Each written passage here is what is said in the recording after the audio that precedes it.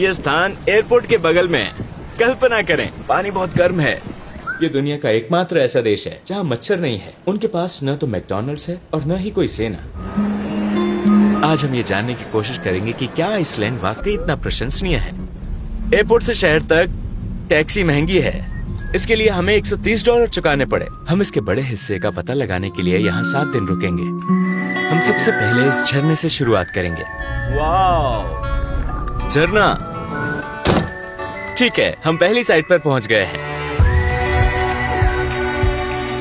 अभी और भी झरने हैं, बस आगे देखें। ये ताइवान से आई हैं। ये झरना एयरपोर्ट और राजधानी के सबसे नजदीक है।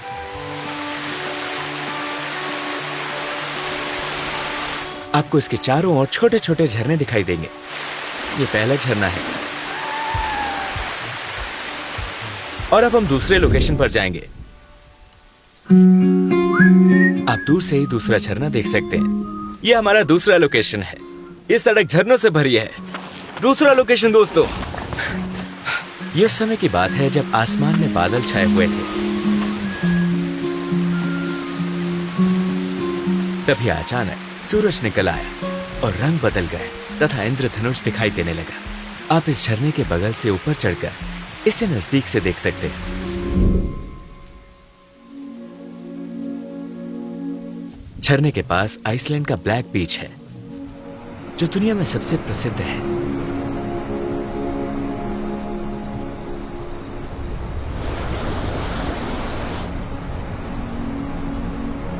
झरनों को देखने के बाद आप चट्टानों के बीच चलते हैं और इस अद्भुत ज्वालामुखी द्वीप पर अद्भुत व्यूज और सीनरी देखते हैं। आपको ऐसा महसूस होगा कि आप किसी ज्वालामुखी के बीच में हैं, लेकिन ये महासागर है।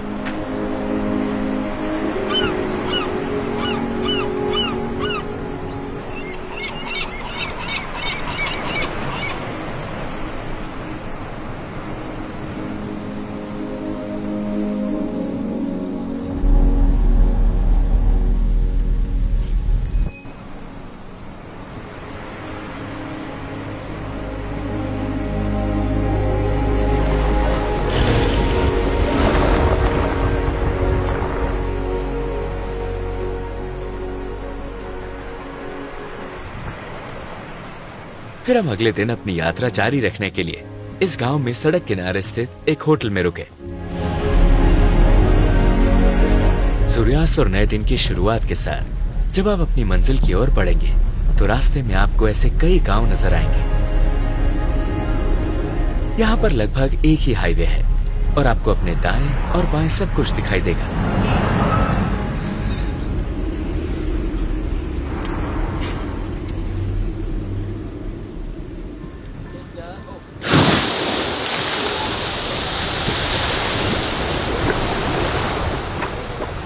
हमारे रास्ते पर हमने आइसलैंड में गर्म झरने देखे।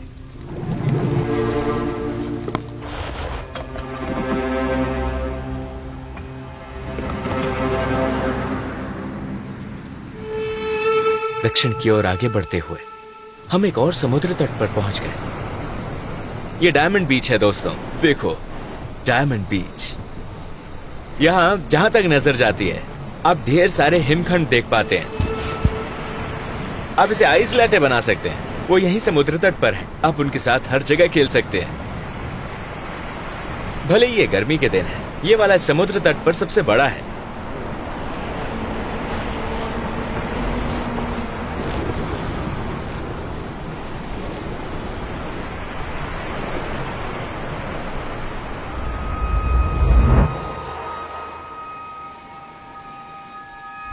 हम आगे दक्षिण की ओर बढ़े।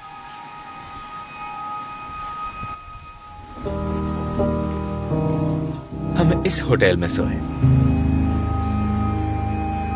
गर्मियों में सूरज केवल 3 घंटे के लिए अस्त होता है और सर्दियों में इसका विपरीत होता है। अभी सुबह के 3 बजे हैं। यह आइसलैंड में सूर्योदय है।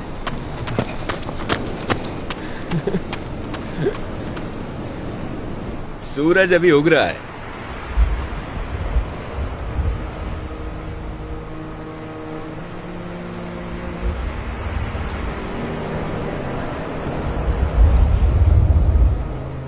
अभी हम जहां हैं वो एक वाइकिंग गांव है।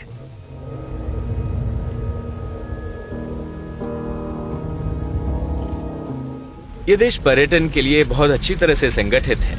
यहाँ रास्ते में हर जगह रेस्टोरेंट, होटल और कैफे हैं। वापस आते समय हम इस कैफे में रुके।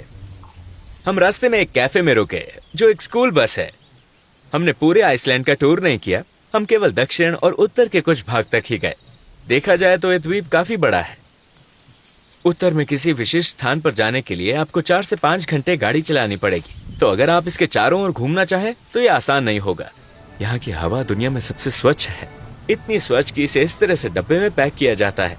सांस लेने के लिए आइसलैंडिक हवा इस स्मारिका के रूप में बेचा जाता है। ये विश्व के सबसे सुरक्षित और शांतिपूर्ण देशों में से एक है। आइसलैंड एक ऐसा देश है जिसके पास सेना नहीं है, लेकिन वो नाटो का सदस्य है और यूरोपीय संघ का सदस्य बनने के लिए उम्मीदवार है। इसका क्षेत्रफल लगभग 1 लाख वर्ग किलोमीटर है तथा इसकी जनसंख्या 3,70,000 से अधिक नहीं है, जिनमें से अधिकांश राजधानी में केंद्रित है। इसका अधिकांश क्षेत्र साल भर बर्फ से ढका रहता है। यहाँ अनेक नदियाँ, नहरें और झरने हैं, मानो ये कोई काल्पनिक दुनिया हो। हालांकि ये देश दुनिया के सबसे महंगे देशों में से एक है, जो स्विट्जरलैंड के बाद दूसरे स्थान पर आता है। यहाँ आप अपने 2 साल के बच्चे को सड़क पर छोड़कर खरीदारी करने के लिए किसी दुकान में जा सकते हैं। आप अंदर गए और इसे छोड़ दिया? हाँ, ये ठीक है, ये आइसलैंड है। वहाँ से हम राजधानी की ओर चल पड़े। रास्ते में आप इस द्वीप पर रुक सकते हैं और वहाँ एक रात बिता सकते हैं। यहाँ दुनिया के सबसे एकाकी घर हैं। इनके बारे में कई वीडियो बनाए गए हैं और इन्हें दुनिया के सबसे एकाकी घर का खिताब भी दिया गया है। इससे पहले कि हम एयरपोर्ट पर वापस जाएं, हमारा सामना हुआ। देखो दोस्तों, ये सड़क बंद है। क्यों? क्योंकि अभी हाल ही में इसी साल 2024 में यहाँ एक ज्वालामुखी फटा था।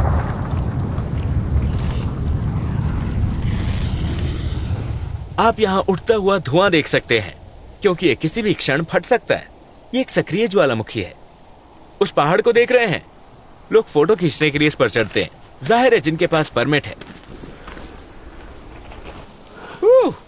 शायद यहाँ इसकी इजाजत नहीं है। एयरपोर्ट यहाँ से 20 किलोमीटर दूर है और शहर जो राजधानी है 10 किलोमीटर दूर है, और इस दिशा में ब्लू लेगून है। ब्लू लेगून क्या है? ये दुनिया का सबसे बड़ा प्राकृतिक जकूजी है। इस झील का पानी का तापमान 39 डिग्री सेल्सियस है। इस झील को पास में स्थित जियोथर्मल पावर प्लांट से ऊर्जा मिलती है।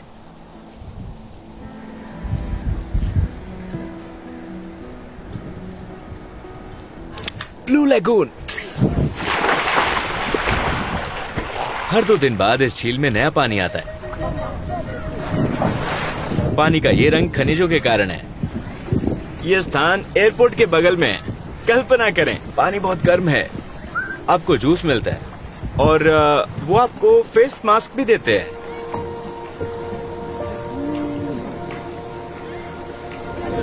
ठीक है, हर कोई ऐसा कर रहा है।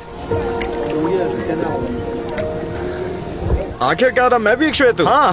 अब मुझे श्वेत होने का विशेषाधिकार प्राप्त है।